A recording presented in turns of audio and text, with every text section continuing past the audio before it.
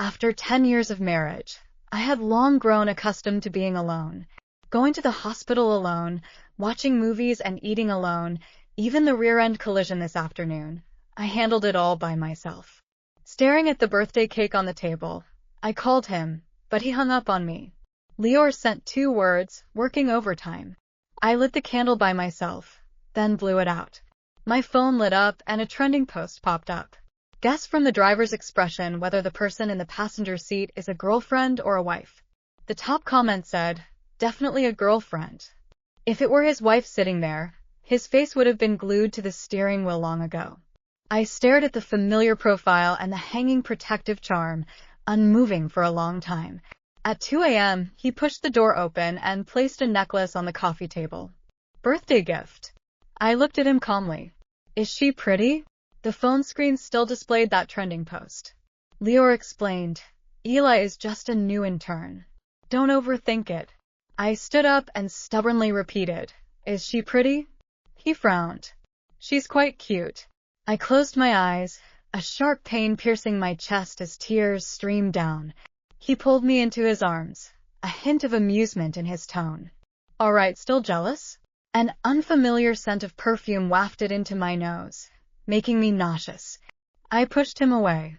Lior frowned slightly, his eyes filled with dissatisfaction. I've explained it to you. Believe it or not, it's up to you. As usual, he didn't even have the patience to say a few more words to me. The bedroom door slammed shut, and the diamond necklace on the coffee table sparkled. Eli had posted an update tonight with an identical necklace. That night, I scrolled through all of Eli's posts. I also found Lior's secret account. On October 8th, Eli said she wanted a chocolate cake. Lior commented, Bought it for you. I'll be there soon. On November 3rd, Eli posted that she wanted to travel. Lior commented, Tickets booked. We'll leave tomorrow. There were too many, countless. All those moments I thought were warmth turned out to be things he brought back casually, leftovers he tossed my way. Cakes, milk tea bags. The same items she and I had, too many to count. From having nothing to say to each other to growing silent. But the first sign of not loving someone is the loss of the desire to share. The morning sunlight shone on me, yet I still felt no warmth. Lior walked out of the bedroom in his suit, saw my state, and said helplessly, What do you want me to do? Want me to have her come over and explain herself? I stood up from the couch. No need. He was about to speak when his phone rang. Out of the corner of my eye, I caught the nickname on the screen, Moonlight Baby. He answered, his voice gentle and patient. Don't cry. I know about that proposal. It's okay if you made a mistake. I'll take the blame for you. Wait for me for 15 minutes. I'll pick you up and get you your favorite steamed buns. After hanging up, he met my gaze. I'll be back early tonight to have dinner with you. The room fell into Sergi again.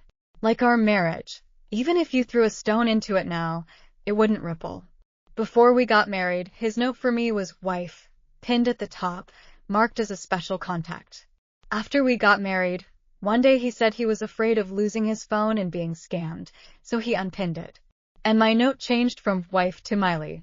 He could carry the sky for Eli, but couldn't spare me an extra glance or a few more words. The auto shop called to say my car was repaired and ready for pickup.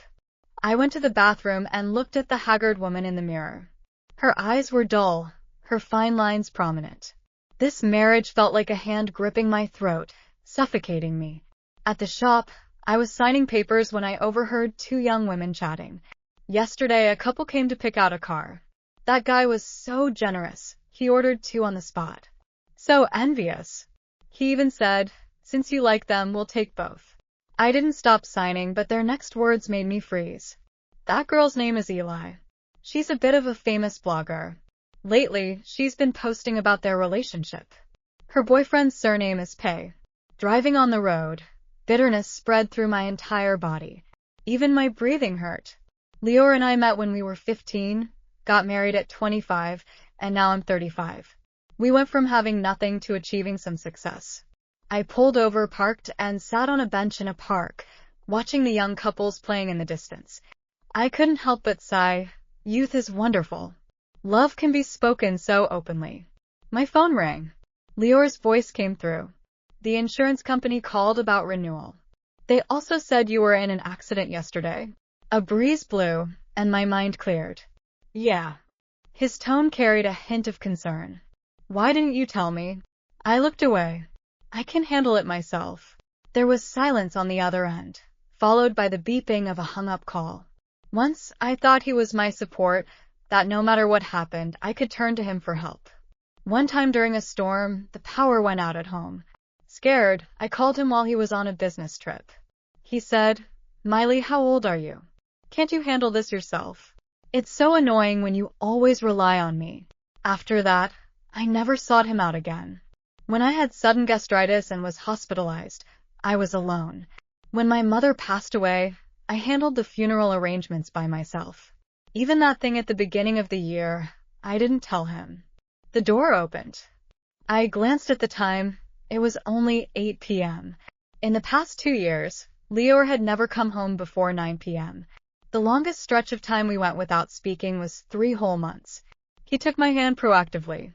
"Qixi, you're my wife. If something's wrong, tell me, and we'll face it together." I pulled my hand back, feeling a sense of alienation. I couldn't remember the last time we held hands. It must have been years ago. As for kissing, there hadn't been any. And we'd long been sleeping in separate rooms. Calling us husband and wife was more like calling us roommates. "Leor, I can manage on my own." He lost control a bit and shouted at me. "Then what do you want me to do? You handle everything yourself. What's the point of me as your husband?" I clenched my fists, trying to keep my face calm. "Isn't that the case? You were the one who said not to bother you with things I could handle myself. Even though we're married, we're still independent individuals." Leor's voice was hoarse. "Are you going to hold on to that little thing forever just because of it?" It wasn't that I deliberately held on to it. Every time I tried to communicate with him, I'd say 100 things, and he might not respond to a single one. The desire to share gradually disappeared. Later, he stopped answering my calls. Every time I needed him most, he was nowhere to be found. In truth, I could handle everything on my own. "Leor, isn't Eli the one who needs your protection more? Eli younger, more vibrant than me." She could always call him away with a single phone call. Including at the beginning of the year, when I lay on the cold operating table, the husband who was supposed to sign the consent form was nowhere to be found. Just before the anesthesia took effect, the nurse handed me the surgery form. Hearing this, he grew even angrier. "Are you crazy? Are you throwing sarcastic remarks at me? Eli is my intern. As her supervisor, I'm just looking out for her." I laughed coldly. "So, you're going to buy her a car, take her traveling, and while my mother was dying, you were with her watching the stars in London." "Leor, why bother covering it up?" He wanted to say more, but a knock at the door interrupted. Eli's lively voice came through. "Hello, your delivery is here." I opened the door and looked at Eli for the first time. 22 years old, in the prime of youth. Wearing a pink miniskirt, not an ounce of extra fat on her body, her skin smooth and delicate. She looked at me with clear eyes, and undisguised contempt in them. She placed the delivery on the cabinet. "You must be President Pei's wife." "I'm his intern, Eli." As she extended her hand, I only noticed the diamond ring sparkling on her ring finger. It was my wedding ring. It had gone missing half a year ago, but now it was on her hand. Eli's smile grew even brighter, her tone light. "Pretty, right? President Pei gave this to me. Oh, and here's your delivery. But let me remind you, at your age, eating heavy, oily, and salty food at night is bad for you. It'll make you bloated and harder to metabolize." "Good point.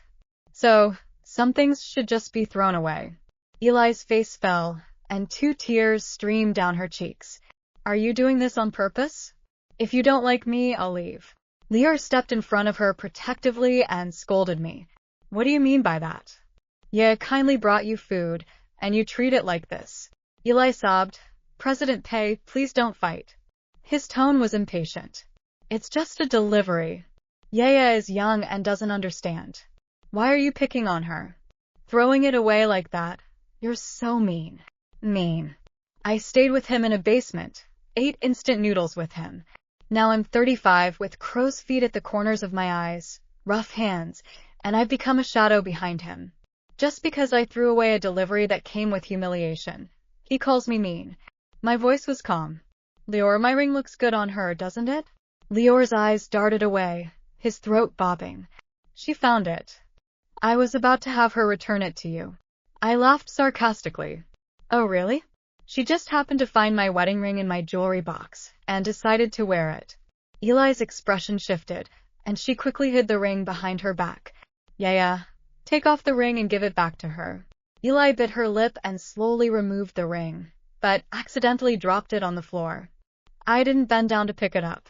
Seeing me unmoved, Lior bent down, picked it up and handed it to me, his voice high with anger. Miley, here's your ring. Stop making a scene. Partiality needs no reason. His heart favored Eli, so no matter what I did, it was wrong. Suddenly, I felt exhausted. So exhausted I didn't want to say another word. Keep the ring. Or give it to someone you think deserves it. I paused, then added, and tomorrow at 2 p.m., I'll wait for you at the Civil Affairs Bureau. Let's get a divorce. Lior hesitated, his tone uncertain. Are you serious? With that, I walked into the bedroom and closed the door. The sounds outside gradually faded. I sat against the door for a long time. In the wedding photo, 25-year-old Lior looked down at me, his eyes shining like summer starlight. Back then we were poor. He used 3 months of overtime pay to buy me my first gold necklace. He said, what others have, you'll have too. You're my star. Later, he bought me more jewelry, but I only wore that gold chain. Half a year ago, it broke. When I took it to be repaired, the clerk said it was too worn to fix. He's found his moon now, so naturally he doesn't need his star anymore. The next afternoon, at the Civil Affairs Bureau, Lior's car arrived on time. But he wasn't alone. Eli jumped out of the passenger seat and linked arms with him. You won't blame me for coming, will you? Today's an important day. I wanted to be with President Pei. Ignoring her, I said, let's go. He frowned deeply. We walked up the steps to the Civil Affairs Bureau like two strangers. Just then, screeching brakes and shouts came from behind. I spun around. Eli had fallen down the steps, and a car that didn't see her hit her head on. Yeah. Lior rushed down the steps like a madman, throwing himself beside her. Eli lay on the ground, blood rapidly pooling beneath her. Lior screamed at me, call an ambulance. Call an ambulance. Lior took off his jacket, covered her, and called her name over and over. Eli weakly opened her eyes and pointed at me. It was you. It was you. The veins on his forehead bulged as he roared. Still pretending. I knew your calmness yesterday was off. You hate her, you hate me, so you chose today to hurt her. Miley, how can you be so vicious? She's pregnant. She's carrying my child. Murmurs erupted around us, countless eyes piercing me like needles. I looked at Eli, who gave me a cold smile. I was utterly disheartened. In your heart, is this really who I am? His eyes were bloodshot, his words cutting deep.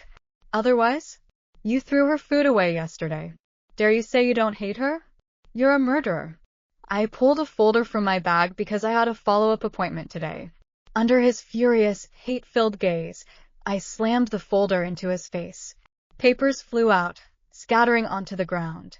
The top one was the surgery notice from the city hospital at the beginning of the year. Patient, Miley.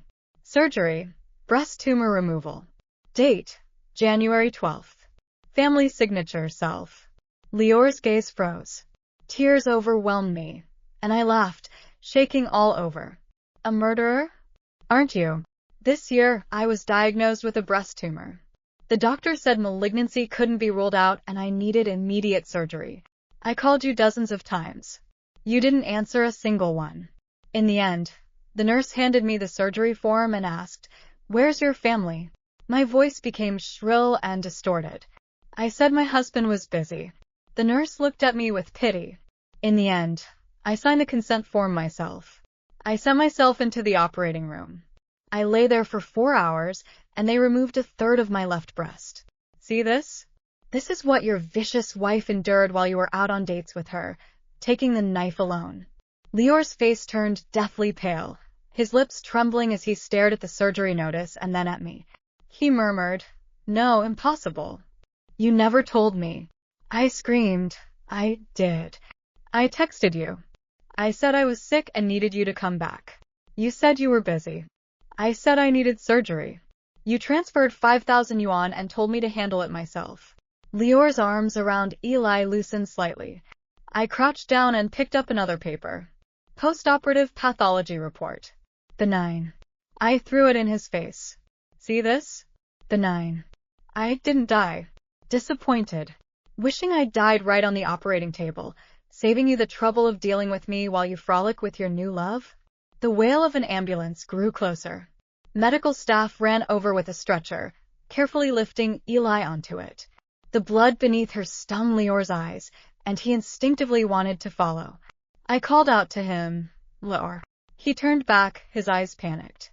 I wiped the tears from my face and said, word by word, today, this divorce is final. Otherwise, I'll sue you for transferring marital assets to a third party. And I looked at Eli on the stretcher, pretending to be unconscious. She fell on her own. There's a camera at the intersection.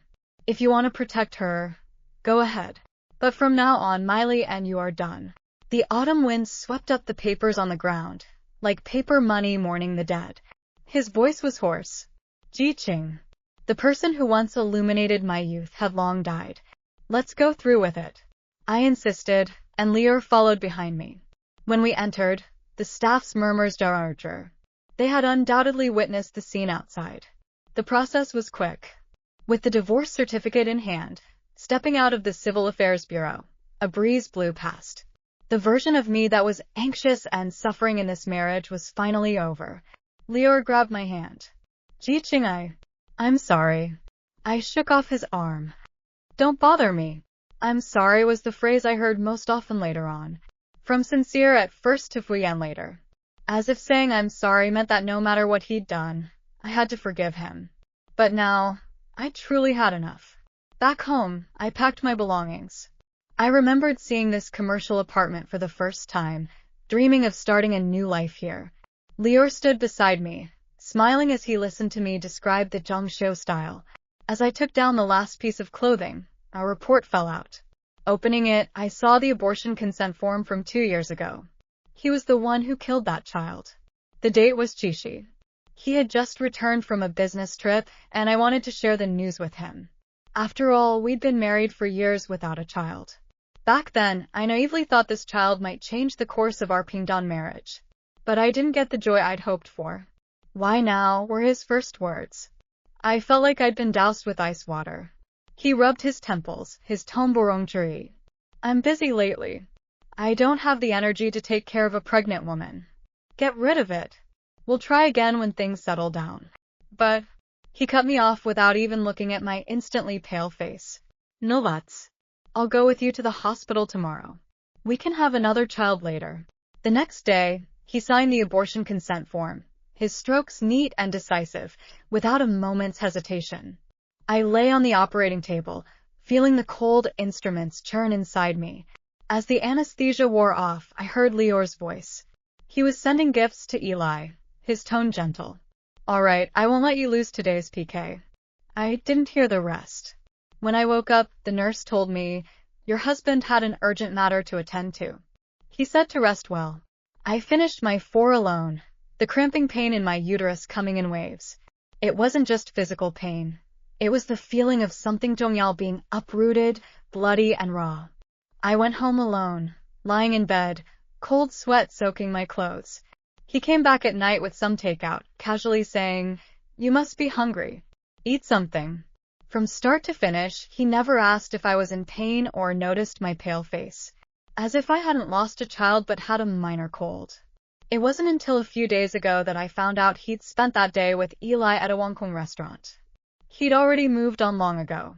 The consent form in my hand was crumpled tightly, cutting into my palm and drawing tiny beads of blood, but I felt no pain. Some wounds, buried deep, still bleed and ache when unearthed. I thought I was numb, but seeing this death warrant he'd signed reignited that despair and hatred. The sound of the Mima lock opening came from outside. Lior pushed the door open and froze when he saw the paper in my hand. His throat bobbed, his voice dry. Qixi, let me explain. At the time, I looked up, my face icy. Explain what? Explain how you weighed the pros and cons? Explain how you chose Eli over our child. He tried to step forward. No, the company was really struggling then. I shouted sharply, holding up the consent form. Don't come any closer. You killed him with your own hands. His eyes were bloodshot. I had no choice. The company's cash flow was in trouble, and we had millions in debt. If I collapsed, how could I support a child? I laughed. Is that so? So you fobbed me off with, we'll have another later, and spent Qixi with another woman. He looked like I'd struck a nerve, his cheeks were wilting. You disgust me. He stood there motionless, seeing nothing but hatred in my eyes. He opened his mouth, but no words came out. I finished packing and wheeled my suitcase out. The wheels rolled over the consent form and over our 10-year marriage. As I passed him, I stopped. Lior, if that child were still here, they'd be calling us mom and dad by now. His body trembled violently, pain evident in his eyes. I left the house without looking back.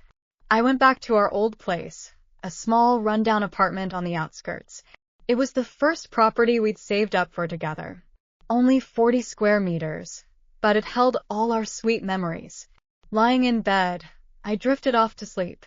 In my dream, I saw Lior at 15. Like me, he was an orphan. Forced by life, we fought over a bottle by the trash can. In the end, he let me have it. We were like two people abandoned by the world, clinging to each other for warmth. His grades weren't good, so I voluntarily tutored him. When the power went out in our rental, he'd figure out the wiring himself and fix it. Through countless days and nights, our efforts paid off in the college entrance exams. We both got into decent universities, but they were in different cities, 700 kilometers apart.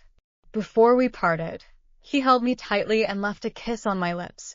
Qixi, I'll protect you from now on. Back then we were young, our love pure, and not even mountains and seas could stop us. He'd stand all night and take a slow train to see me.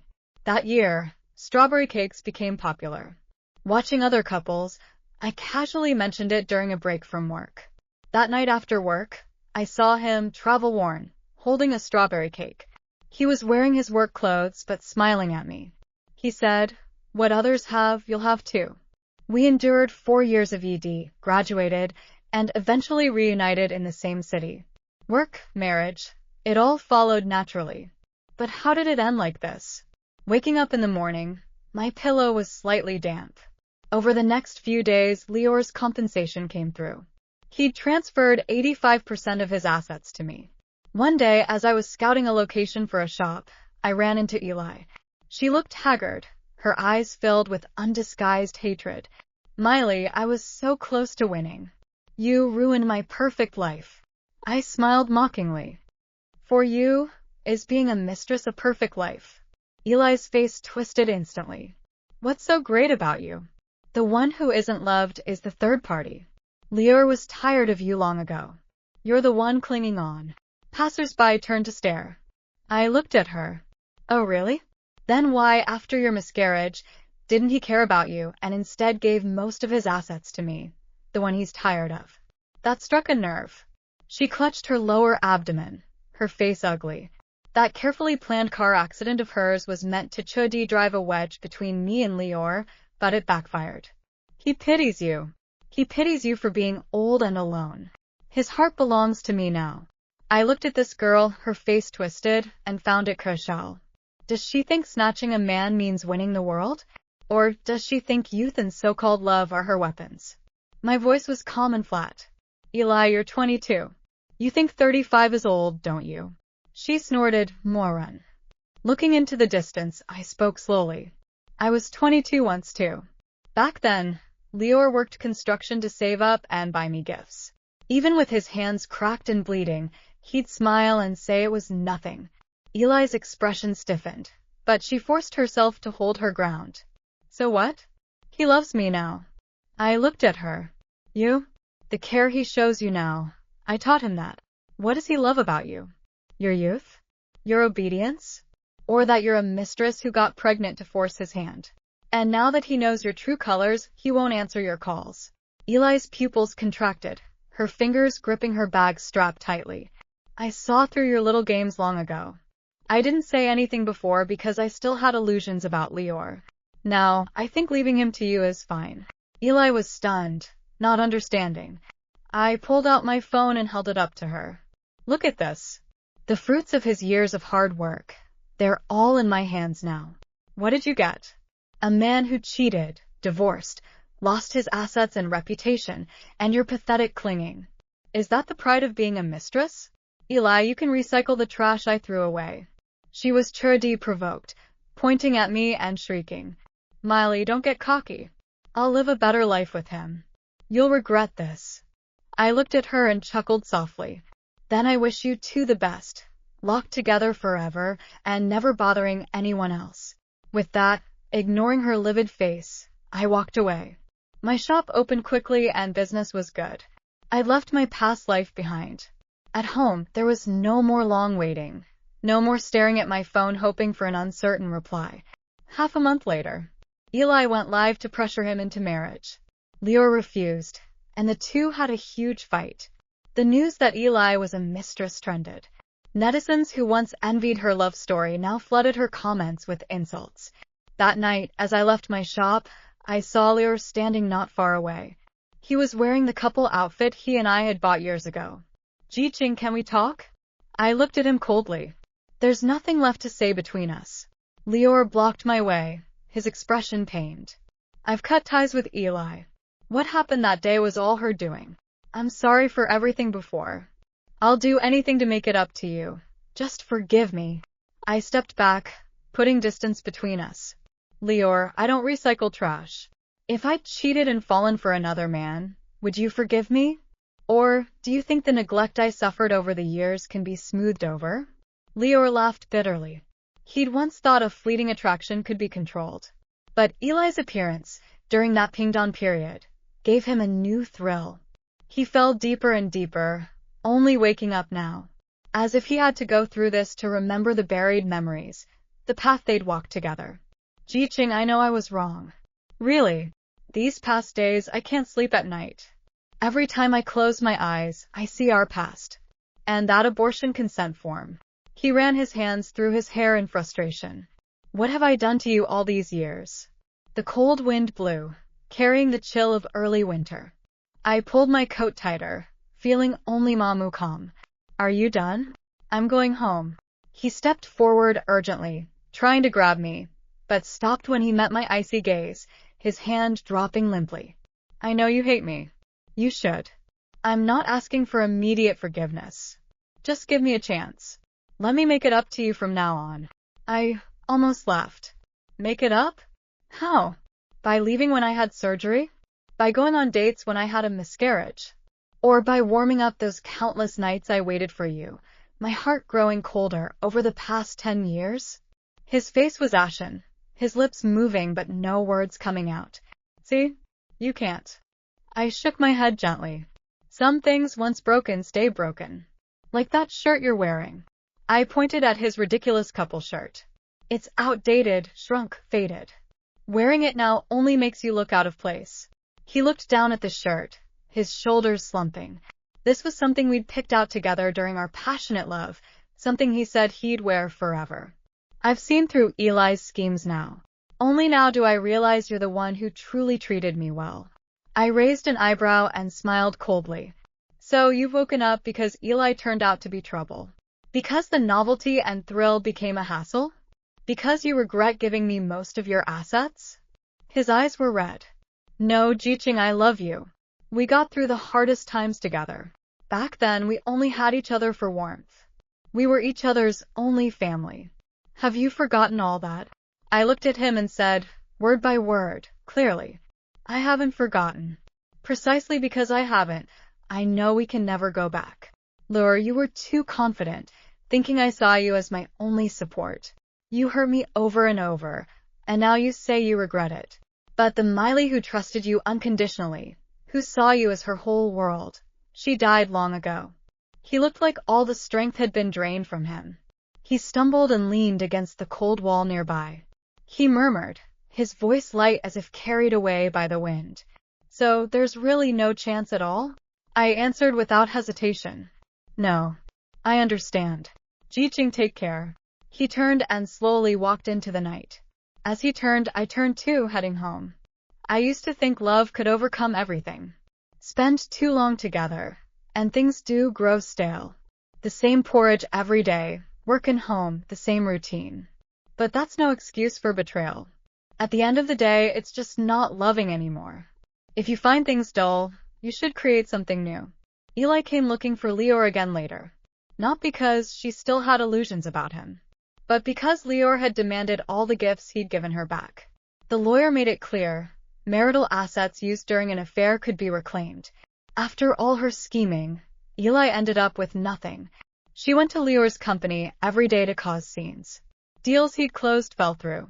In a fit of rage, Lior hit her. The two ended up in court again.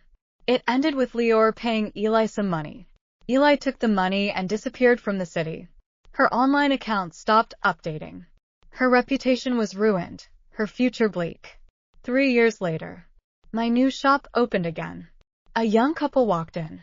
The girl and boy exchanged a glance and said in perfect unison, "Strawberry cake." The staff quickly retrieved the last strawberry cake. Bright red strawberries, creamy white frosting, the air filled with a milky sweetness. I handed the beautifully boxed cake to the beaming girl. "Your cake." She took it, leaning into her boyfriend's arms. "Thank you, boss. My boyfriend said this is your shop's specialty. When he was in school and broke, he still bought me one every week. Now that we're working, we can have one whenever we want." The boy scratched his head sheepishly and pulled her closer. I smiled and saw them off, watching their figures disappear around the corner. How wonderful. Youth, love, the certainty of walking into the future together. These things I once cherished and then buried were still thriving in others. The clerk wiped the counter and said, "Boss, the strawberry cakes are sold out again. We should make more tomorrow." Word of Lior came again when his company went bankrupt. After the farce with Eli, his business never recovered. He tried to bounce back, but his reputation in the industry was ruined. The last I heard, he'd gone to a small town in the south. What he does there, no one knows. My phone rang. A friend said, "I've planned a birthday party for you. Hurry up. I'll send you the address." I smiled and agreed, changed into a long dress, and walked into the private room. Raising my glass, I chatted freely with friends. The first toast was to myself, for staying strong through the hardest times.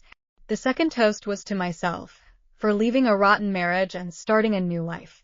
The lighting was soft, and friends sang happy birthday in my ear. For the rest of my life, I want to live as myself, with everything going smoothly. I blew out the candles, looked at the circle of friends around me, and thought, now finally, I'm not alone anymore.